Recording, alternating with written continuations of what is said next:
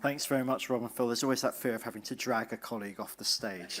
It's my pleasure to introduce our first keynote speaker, Professor Edward Peck. Professor Peck has been the Vice-Chancellor of Nottingham Trent University since 2014, but it's also worth reflecting on his broader career. His early career was as a manager in the NHS, and his academic interests encompass public policy and organisational leadership. He's the acting chair of UCAS and sits on the board of Midlands Engine. He was also a member of the independent panel for the Auger Review.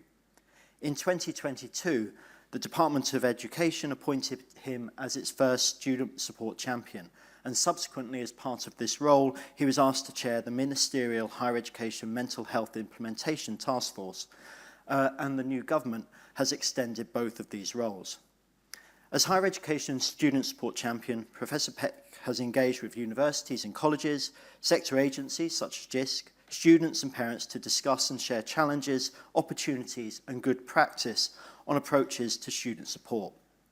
For ourselves at Jisc, we've worked extensively with Professor Peck since 2022, initially on the course specification for student analytics, and most recently on the analysis of the OFS-funded Mental Health Analytics project at Northumbria University. In this keynote, he'll discuss data-informed mechanisms to support students to thrive in their studies and ensure they can access appropriate support. And at the end of the presentation, we'll have hopefully 10 minutes or so for questions with you all. Thanks very much indeed.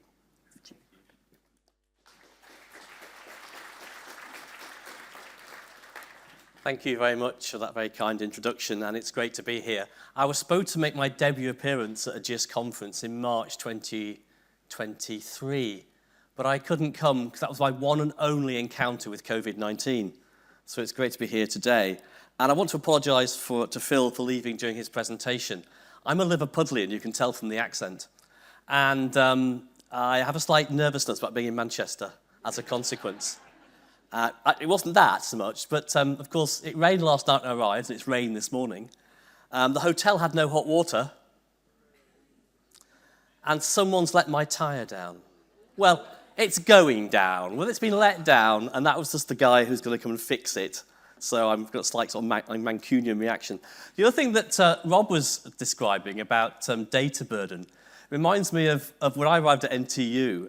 People used to talk about a teaching burden. And we have banned the expression teaching burden. It's teaching opportunity. This is your career. This is what you enjoy doing. Why on earth do you call it a burden? These terms matter. They really matter because they inform how people think about the world. Now, so as you see, I might be slightly undisciplined in what I say about my own institution and indeed the sector. So if we could not go on social media, I'd really appreciate it.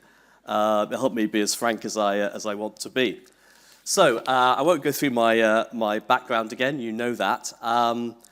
Just to say that I do a lot of work with Polly, who is the further education student support champion, making a real difference to education. So it's great to have some colleagues from FE colleges here.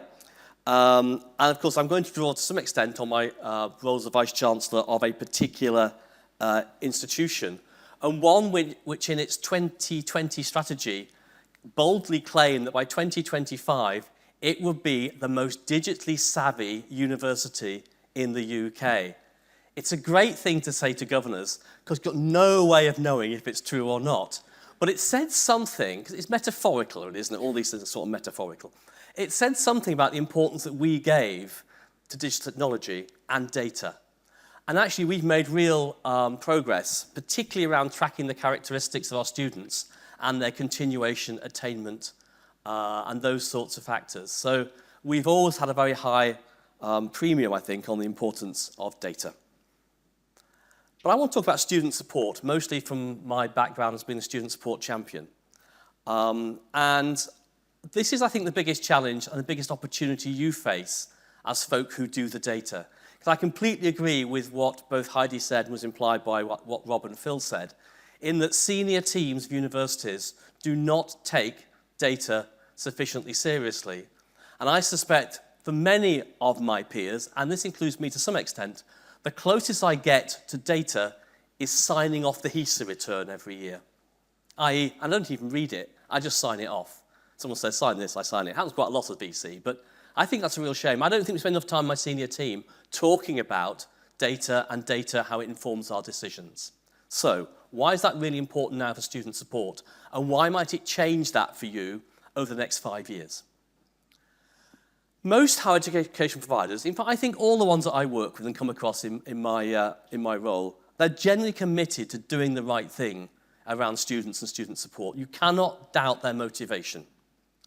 They're doing it for increasing numbers of students with an increasing range of disabilities and vulnerabilities.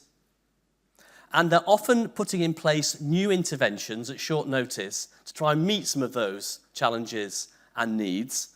But in doing so incrementally, have created a very complex system, both for students and indeed for our own colleagues. We're doing that at a time of increasing resource pressure across the sector, which doesn't make it easy sometimes to prioritise either investment in student support or the data systems that might improve them. We don't have great evidence on what works. We have a lot of practice anecdote and a lot of intuitive common sense, but the evidence base on student support interventions is actually quite weak. And crucially, we are being increasingly examined on what we do around student support by government. It's reflected in some of the actions of the regulator. You can see it in some of the speeches given by ministers, quite appropriately. By families, particularly in mental health, but if you've been following the Bristol case and the tragic death of Natasha Abrahart, you will know that in winning that case, the Abrahart family also have just been the prompt for the Equality and Human Rights Commission issuing new guidance on the expectations of universities recognising and responding to students' disabilities, even when those disabilities have not been disclosed by the students. That's a major challenge, I think, for institutions, which when case law starts to get established, will really mean much more discipline about how we work to do all we can reasonably be expected to recognise those disabilities, and data plays a key part of that. And also in the media. Rosie Bennett, who's now one of our governors at NTU, but until a while ago was the education editor for the Times, wrote a piece about 5 years ago, you may remember it, saying that these days, universities are not really a policy story for the media. They're a human interest, customer relations story. And if you read for lots of stuff now about students and universities, it is about the experience they have. And I think what's coming, and AI will I think, play into this. I'm not going to talk about AI. It's not something I know anything about. But I can see it will make the delivery of information to students much more straightforward, and therefore the academic role will be all about the interpretation and the application of that information.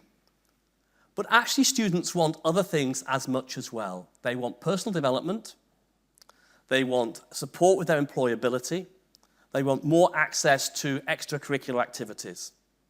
And we're getting quite close to a point, I think, where the word support services for much of our support will be a misnomer. Because I think in 5, 10 years' time, it'll take different times to arrive in different institutions. The primary task of a university will not just be the academic delivery of content. It will be the personal development, the skills, the confidence, the networks of the students who come through the institution. And unless we make that transition, lots of students are going to say, why am I going to a campus university? And data is absolutely crucial to delivering that transformation in the way in which I think students will expect. Data here really matters. Your conference has absolutely the right title. And I will say a little bit about where we are on that journey, and we need to go farther, we need to go faster, but I think we are making a start. I'm not going to particularly labour the point about the case for change. You know this better than I do. But when I talk to universities about particularly the work of the Mental Health Task Force and the work on student analytics, to which I'll return in a moment, they are struggling, as you know, with multiple legacy systems which are difficult to make work internally and then difficult often to connect with external systems. An example of this is when UCAS changed the upload material for the results to students last summer. As I remember it, we had to test it with 5 or 6 different national providers to make sure it's going to work for your university.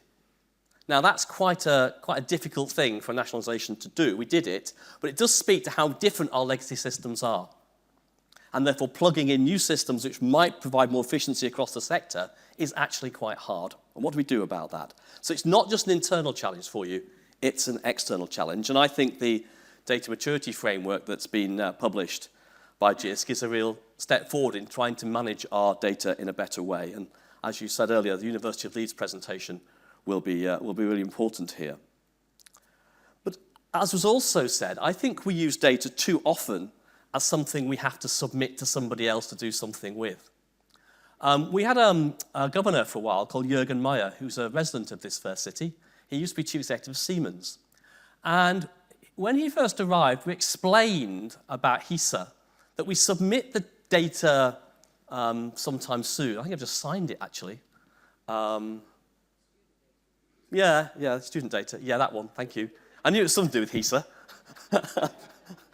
Just sign it, Edward, which I did. And then about 18 months later, we get something back, which might help us make decisions about our future. And he said, are you seriously telling me that the university sector drives the future of the university through the rearview mirror? Are you not looking through the windscreen? It was a really important challenge for us, because that's what I think we do if we rely upon data that we submit to HISA and other external bodies.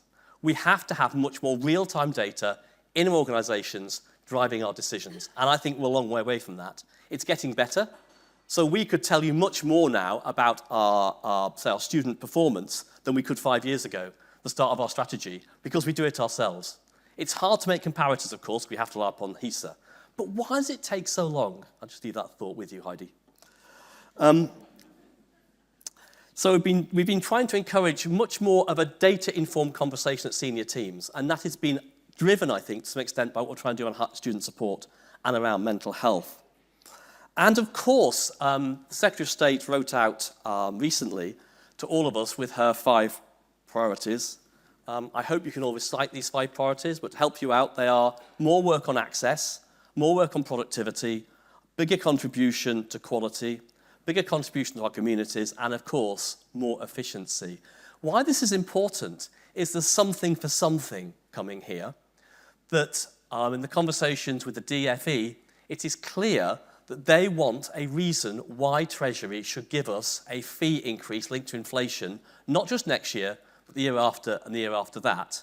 But they have to be able to demonstrate the sector's delivering something the government wants for its missions that makes it worth the investment. And they're the 5 areas. And efficiency is one. And of course, that's been led to some extent by the work that was done by Jisc and KPMG. For me, I think one of the things that I would prioritise, and I said this to Heidi earlier, is we currently are trying to get more institutions to pick up student analytics. This is a major part of my presentation in a moment, as you might imagine. But they're struggling, I think, to find the time and the money to really develop analytics, both for engagement and for well-being, and actually bring the two together. And the way in which we design and procure those systems, I think, would benefit from much more national leadership. In that case, I would look to Jisc, but Heidi knows that. Because I think otherwise we're going to struggle to get the time and attention, and we're going to waste a lot of money reinventing the wheel several times, particularly as it connects to our legacy systems. So I think all of that is one of those areas where we should really be pursuing efficiency, not just because it'll help us save money in procurement, but also the digital interventions that we can put in place to motivate students to behave differently earlier in the problem they may have arising will actually be more efficient than having some of the human interventions we have, and it may well make us more efficient in fewer students' problems developing to ones which require quite sophisticated and complex interventions later on. There's an awful lot to gain here by putting in place analytics which drive our response to students' needs, which is where I will go next. These are the system-level solutions. There are a couple of things here. One is that when I first started the role, I asked universities and FE colleges what particularly I should be focusing on. And one of the major topics they raised was the information gap between colleges and schools and FE colleges and universities, higher education providers. This is an almost unique UK and particularly English problem, in that no other country in Europe that I know of, as a point of policy at 18, sends majority of people who go to university hundreds of miles away from where they live. Now, the consequence of that, of course, is there's no structured relationship between a lot of those students, therefore, and their school and college and the higher education provider that they go to. You can't make assumptions, therefore, at my university, where 70% of our students don't come from the East Midlands, about the sort of pupil support they might have got, for instance. What are their expectations about mental health support? What have they received in the past? What has worked for them? We have to often rely upon students' own accounts of their needs when they reveal them to us, which is very helpful, but of course they don't always fully understand what their condition is, or indeed tell us all we might need to know about the interventions they've had.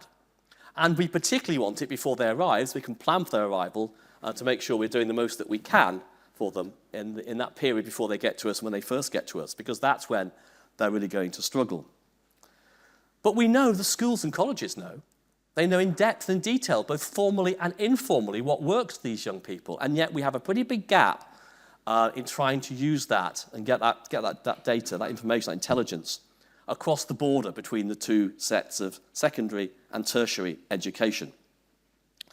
Now, there is a plan for the government to introduce a single unique educational identifier, and actually being talked about in government. I think it's a brilliant idea. Currently, though, I understand it's only due to apply to secondary education. I think one of our challenges, and I think it's one that Heidi and I need to pick up, is what would that look like if we could make it apply also to tertiary education, or at least for the information to be shared with tertiary education at the moment at which a student enrolls at a university or accepts the place. Now, there are issues about that, of course, because typically they'll cross that child to adult boundary and issues about consent come up. So I get all of that. But if there could be a consent system, I think having a really detailed folder of digital information about that student and the full range of what they've experienced and achieved will be immensely helpful to us and to the student. In the meantime, and this links back to my UCAS role, in the UCAS strategy, we're going to try and do much more to get that information through the application and the reference process, but it will always be limited, and we're going to do more work with you on what do you want to know and in what format do you want us to tell you.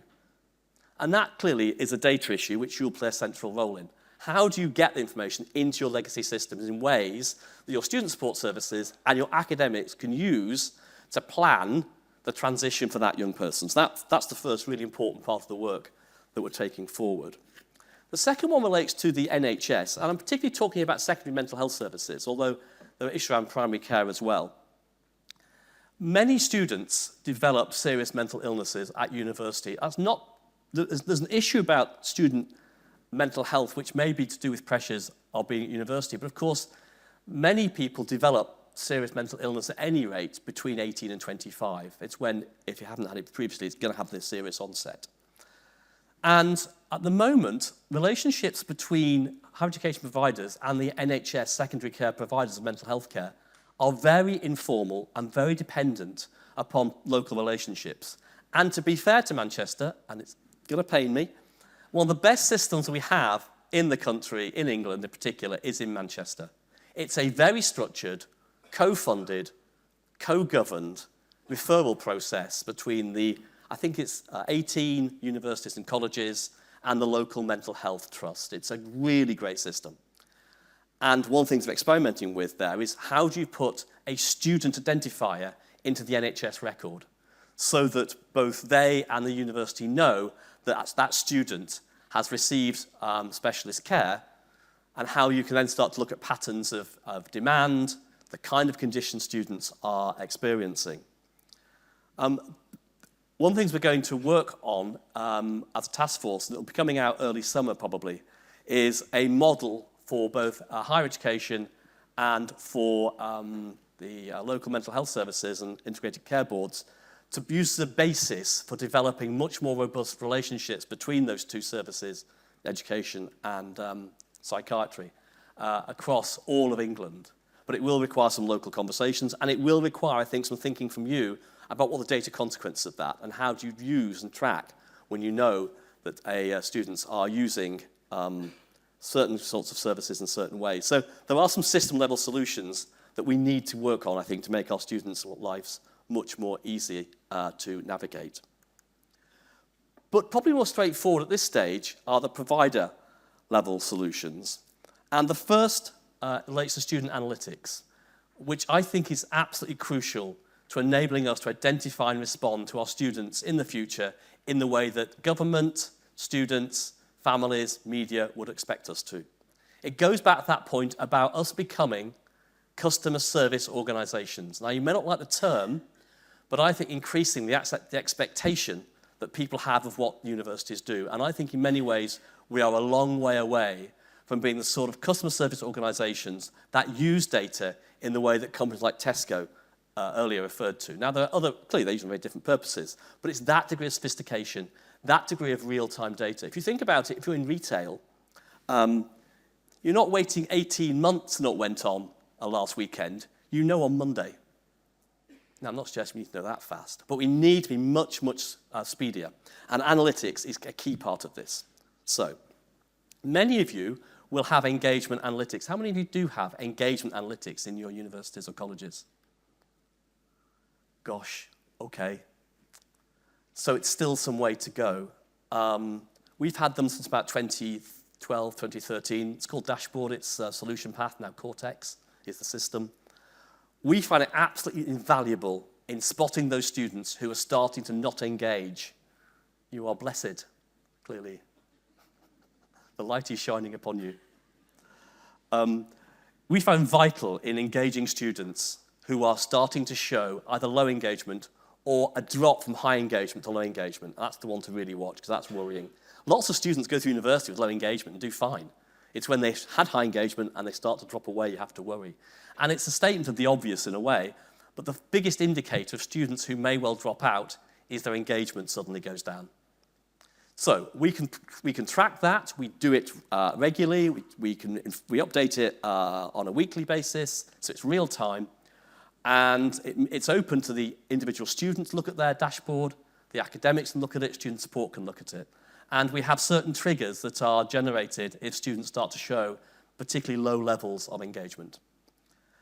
So I think that's really working well. We'd like to make some of that much more algorithmic, so it's not a phone call from a member of a team, it's actually done through a nudge system. We're still working on that, we're getting there. But I think we have some really good data points now about how you drive that student engagement to support them through those analytics. And we've been really impressed by the Northumbria colleagues. We've been inspired by Northumbria, both in NTU and certainly as mental health student support champions. It's great to see Northumbria doing their session this morning. It's a really important piece of work Northumbria have led for us. We are going from this September to have the first integrated engagement and well-being analytics of any UK university. We bring the two things together and we collect about 10 data points that tell us all we think we need to know to spot those students who are, because there's quite a big connection between mental health problems and low engagement. But we'll bring those together and start to have much more of a nudge approach and then drive that ultimately, if we need to, into human intervention. Again, I think there's a lot to be done building on the core spec that was mentioned earlier between me and Jisc almost 2 years ago. And I think we just need more leadership, probably, both the Mental Health Task Force, we'll do some more work on this, more of a conversation with Jisc maybe, about what this looks like and what we can do with it. It is one of those things, though, that you sort of have to reinvent the wheel locally to demonstrate to all of your colleagues who might be slightly sceptical that this wheel is in fact round. So we're doing that. There's a serious point, of course, and our student groups differ in certain characteristics, and there may therefore be different data points that you want to collect that reflect the particular challenge of your student body. I completely understand that, and we are checking now our data points using a WHO survey, wellbeing survey, just to check the overlap between the mental wellbeing issues and the data points we're collecting. And it's getting better every time we do it, actually. It'll never stop as a process. But there's something really important in that, and you're absolutely central to it. You have to understand what it is the institution's trying to achieve, but then actually it becomes a technology data issue. What are the data points you're going to collect? And these are all data points, in our case, that we already had. We just weren't joining them up in ways that made sense in terms of the whole picture. Actually, that's premature. Let me go on and talk a bit about case management. The next bit of this, of course, is you're going to have some students who are, particularly if they're getting seriously unwell of the mental health challenge, their lives become quite chaotic. They'll be contacting all sorts of people around your institutions in quite a random way. And what we find, and I'm interested to see what the forthcoming review of local suicide reviews says about this, because it's coming out probably in about 2 months. The Louis Appleby work, actually, of course, done from the University of Manchester, this fine city, which does so much for mental health, actually, it turns out.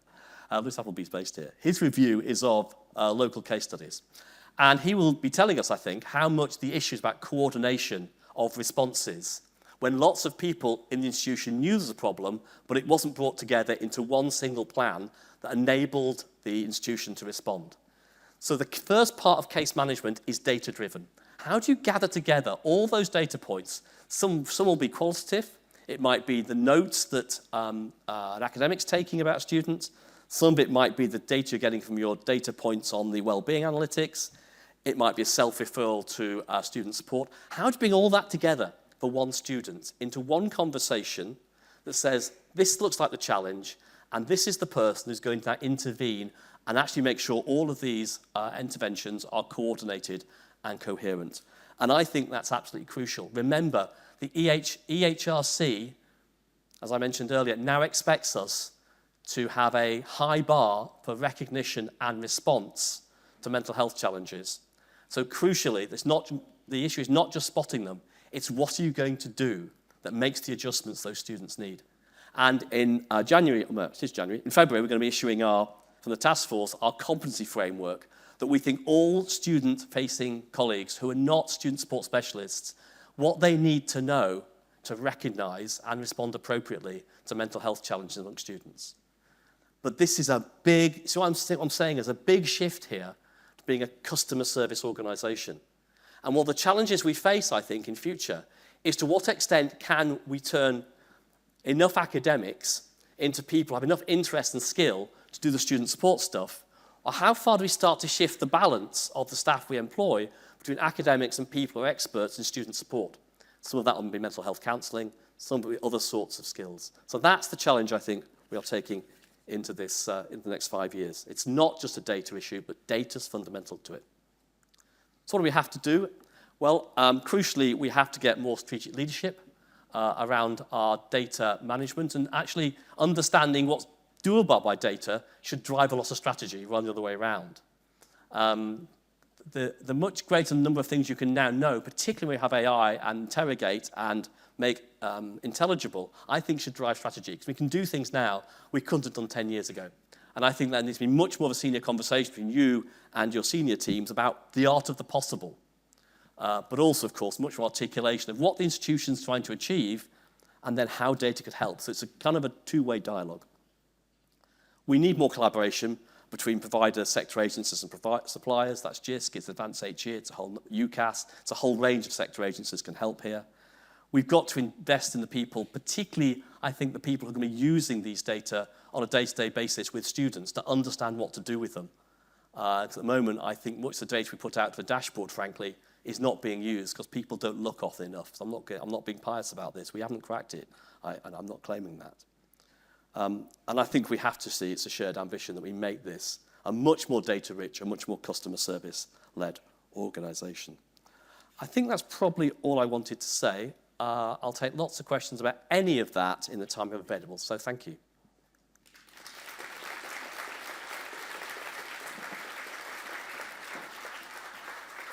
Thanks very much indeed. We've had a few questions come in. The first question from Vicky Johnston.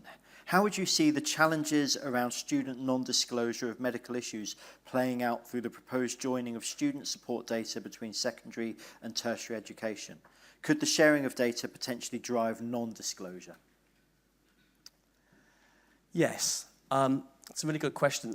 There would have to be, wouldn't there, some sort of consent arrangement when people cross the boundary of 18 and become an adult. Our experience, actually, of most students who come to NTU is it's not they don't want to tell us, they don't realise the benefit of telling us. They don't realise what difference it would make. We've done a lot, again, we have very good data on our students and their performance. We can show you the difference between students who've told us they have a particular condition and those that haven't in terms of academic attainment. And we play that back to students during the application process and during the enrolment process. So the biggest challenge we have is not that they don't tell us because they don't want to disclose it. They don't tell us because they don't think there's any benefit in telling us, or they don't tell us the full story because they may not understand the full story. So the more we could get that information from specialist agencies, and some of it, I agree, could be confidential to those organisations. Some of it could be about safeguarding, that maybe a social services view, and what that has meant for that individual. So there were some big data issues here about not just education analysis, but the other agencies involved. We run some FE provision in NTU. We have about 1,500 FE students. And we have a small number of students who are at level 1. And I went down to the provider one day to look at the assessment they did of that student's needs, because often these people have quite challenging needs and having a particular plan put together for them. They spent half a day working with the parent, the social services, the schools, and the individual to put together the plan that would support that student. They spent half a day on every student. Now, there are only 40 of them, so they could do it. But just think of the depth of knowledge that schools have in that case, in those plans, about those students. Some of it gets passed on to us and respond to, some of it does not. And part of the challenge we face is that if students are used to that level of support at university and they don't get anything like it when they arrive, they very quickly leave us. There is a problem here, a paradox, that if we're going to hold on those students, we have to be more like a big school, but we don't want to be more like a big school. It's a really hard one, that. I completely get the challenge. This is about independence, maturity, adulthood. And yet for some of our students at 18, actually it's not. Thank you. We've had a question, popular question from Sophie Crouchman, and it's kind of adjacent, but given the financial challenges facing the sector and staff cost being biggest single cost to institutions, why are people analytics and workforce planning not top of the agenda when we discuss using data more effectively? Is it because of a lack of skills, resources, or some other reason? By people analytics, you mean? Well, I didn't ask the question, sorry. What do you mean? I suppose data about our staff. Oh. So, Sorry, okay. Yeah.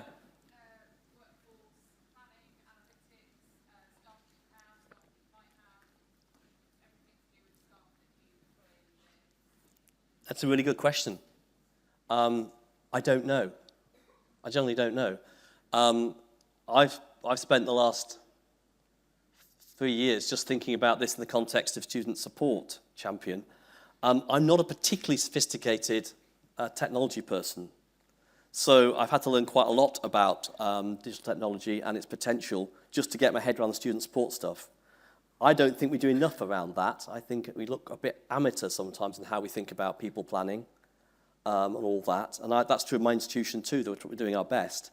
But again, it's because I don't think people know what's possible in the senior team. And your task is to say to them, if you can, here's what's possible. Here's what other institutions outside of higher education are doing with their data about their people. Why aren't we doing this? Okay. And the strategy is presumably to retain people, develop their expertise, have fewer of them. If these data can drive those priorities, then that's an absolutely great dialogue to have. So I'm sorry, it's a slightly vague answer, but it's about getting the conversation going. Getting it on the agenda, I think, is a big challenge at the moment. Thank you. You mentioned 10 data points you collect. Can you give examples of what those variables are? Gosh, yes, I can. So the engagement ones are things that you might imagine. So it's people using things like our online learning platform. It's submission of assignments by the due date. It's that kind of thing that we use. And then on the mental health ones, it's people putting in NECs, extenuating circumstance requests in the middle of the night. Those sorts of things. And we're just testing out which of these data points are the most connected with the well-being that's reported in the survey we're doing around WHO5. And then we've got a system now that we're just piloting and just iterating and iterating. But as soon as we've got it sorted, we're going to publish it. We're going to public and say, look, the data points that work for us for engagement mental health analytics are these 10 data points. So we want to be absolutely crystal clear about that, because we think it'll be helpful. And I think the Northumbria work is brilliant, but I think you do have to take an institution, understand it, model it, and then put it back out. So we want to use an example of how it's taken us, actually, the best part of 2 years to get from reading Northumbria to getting a system. It takes time, but it can be done, but it takes careful thought. And crucially for us, it is led by the PVC for education. It is not led by our Chief Data Officer or our Director of Digital Technology, because she knows what she wants to know, and she knows what our student support system is going to do with it when we know. Because the big challenge here is you produce all of these, and the real risk is you get brilliant analytics, you know these students need adjustments, and then nothing happens. You've just made yourself much more vulnerable under legislation. You've got to know what you're going to do with it. Okay, so I'm going to segue from that answer into a question. How can colleagues manage up and get university leadership to understand that data is really important? You referenced in your presentation the importance of strategic leadership within the institution. So I think your key route into this surely is your Chief Operating Officer or your Registrar. They're the person who presumably sits at the apex of your hierarchy of the professional service in which you sit. Certainly true for NTU. So I think that's the place to start. And just making them understand the potential of data. And go back to your strategy and just say, well, actually, what more could the data and our expertise and experience deliver to the making this strategy happen? And illuminating that by what's happening at other universities, because that's always quite challenging for a senior team. Universities are quite competitive and don't like to be outdone, as you probably picked up by now. But also, what are organisations outside doing, and how can we really start to be the best in our particular part of the sector in doing that thing? That's what I think will press the buttons. It's about connection strategy. If you can also link it to things like efficiency and effectiveness, that's also really important. But I guess in doing that, one of the major things about technology, it should be driving efficiency and effectiveness. So if you can put those things together, we can do the strategy quicker, we can do it more effectively, more efficient if we had these systems and these data. I think that's where the conversation starts. And having the conversation, the confidence to do it. Often, I think it's very easy to get lost in the detail of the everyday role, but your task as senior leaders is to get back from that and saying, what's the bigger picture here? And maybe talk about some of the stuff that's coming out for the Student Support Champion stuff. That actually, if we don't do this, it will start to become, in student support context, a significant disadvantage to why students will come here and not go there. Because it's going to become a game changer. I'm absolutely sure about that. And students' expectations of that support, because without wanting to overgeneralize, the academic content and interpretation you get from academics, of course it will vary across institutions, but it's probably relatively similar. It's in the student support and the quality professional support that I think the differentiation is going to lie. And increasingly, that's going to matter to students, their advisors, and their families. Okay. And that may be the key argument. So we've actually now run out of time. There are a number of other questions. I don't know if we're going to try and get answers to those questions and post them separately, but I'll find out on that. But I think for now, if everyone could just join me in thanking Professor Peck for the presentation. Thank you very much. Thank you.